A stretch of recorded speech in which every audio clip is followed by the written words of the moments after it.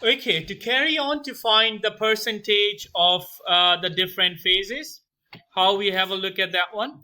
So we're going to use if you want to find out the phase separation, uh, how much of each phase is present. Now we need to use the lever rule. How do we use the lever rule? So from there, let's say we got the value 32, and we got another value 45, and that was just 40 where we actually chose our composition.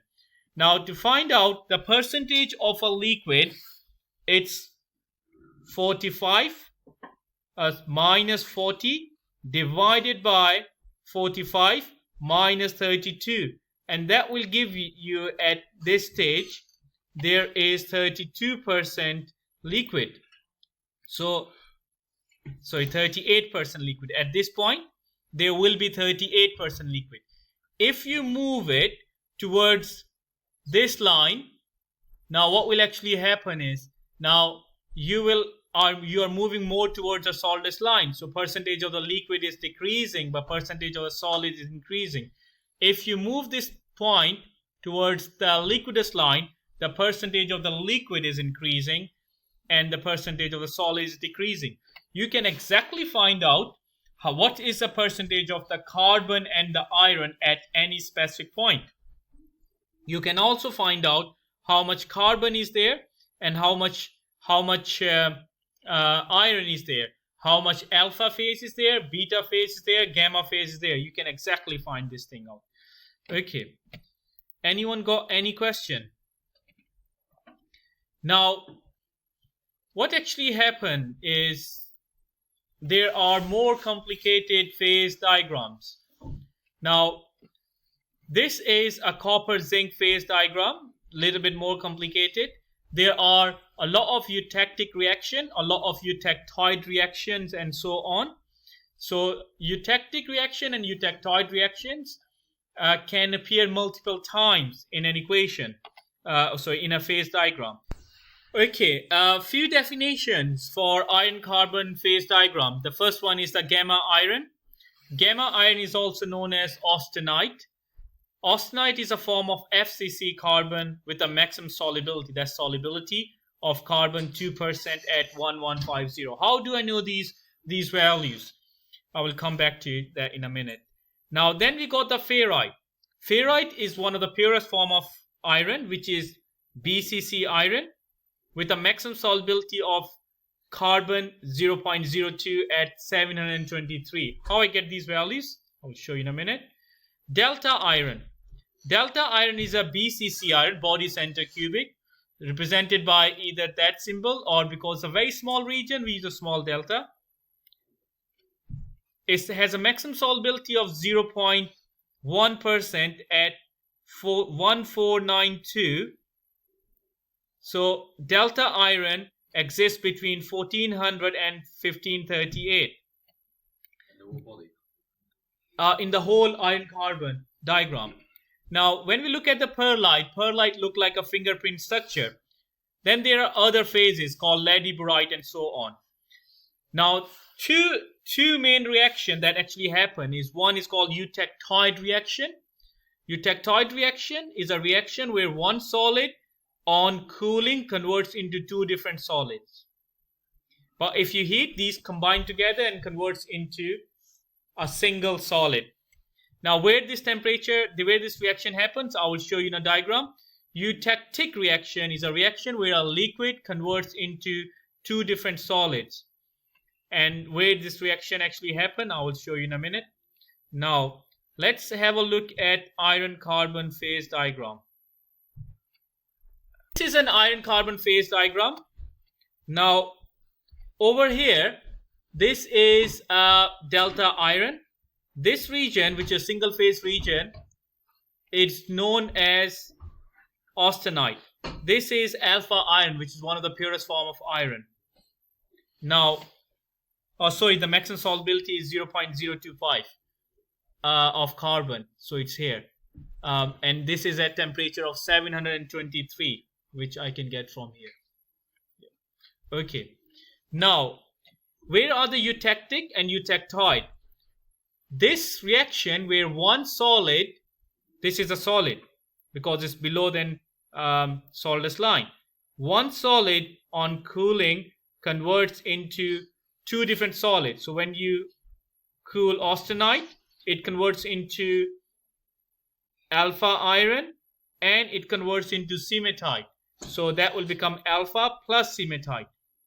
So I got two different solids. And this reaction occurs at 723 at 0.8% carbon. Then there is another reaction called eutectic reaction. That was eutectoid and that's eutectic. Eutectic reaction is, this is liquid. On cooling, one liquid converts into two different solids. So one of the solid is austenite and the other solid is cementite. So austenite and cementite. Where this reaction occurs? At around 4% carbon at temperature of 1130 degrees centigrade. When we got this temperature, eutectoid, a region before that one is known as hypoeutectoid. So you got hypoeutectoid steel. The region after that one from here to all the way 2% is called hypereutectoid steel. After 2%, it's not steel anymore. It's a cast iron. Again, like eutectic, we call hypoeutectic and hypoeutectic. But that's not that important. This is more important. Hypoeutectoid steel and hypereutectoid steel. Okay. Now, again, when we draw the iron-carbon phase diagram, there are certain regions that's important. So if you have a look at the phase diagram, you will see the phase diagram does not go more than, on this side, this is 5, but it's not going to go more than 6%, 6.67% carbon. The reason is because if you try to dissolve carbon more than 6.67%, it will not dissolve in iron solution. It will be just there in the form of lumps, which will have a negative impact on the properties. So it's no use. The steel is all the way up to 2%. So this is a 2%. After that one is a cast iron. The cast iron, as you increase the amount of the carbon, ductility decrease, but strength increase until you cross that 2%. After that one, the strength will start to decrease as well. When you try to do heat treatment, you have to enter this region. You have to cross this line. You have to go into a single phase region. All the heat treatment happens here. Now, this is why we cannot do heat treatment of the cast iron. Anything that has more than 2% carbon, we cannot perform heat treatment. Heat treatment is mainly for the steel. There are one exception where is called ductile cast iron. Ductile cast iron is a type of cast iron which have nodules in it, like graphite. So when you perform some specific type of cooling, the graphite just converts into nodules, tiny nodules.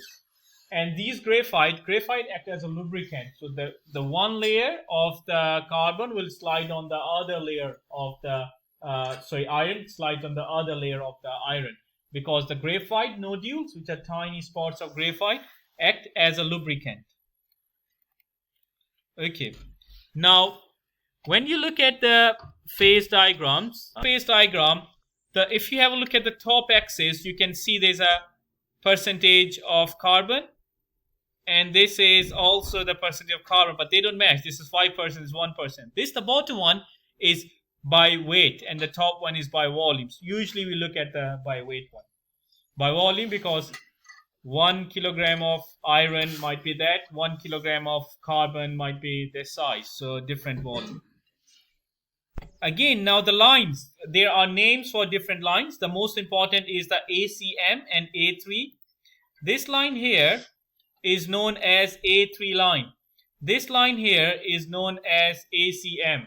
ACM line is after eutectoid point.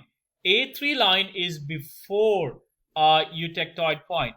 If someone is saying like, okay, heat this one, perform a heat treatment, heat this one 90 or 50 degree above A3 line, you know its composition is straight from 0%, 0% to 0.8%. So you can straight away tell the composition is between from here to here.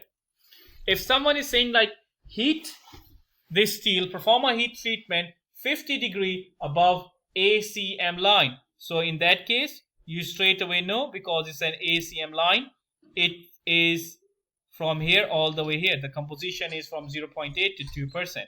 Because when you heat, you have to enter this single phase region, which is the austenite. Does it matter if you enter it?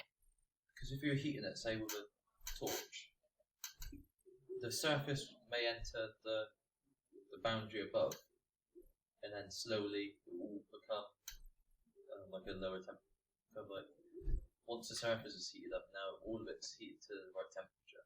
The surface might be heated up more, so that might be in a higher banding than the stuff in the middle. So will it, once it all does get to the same temperature, will there be an initial like a effect on the previous?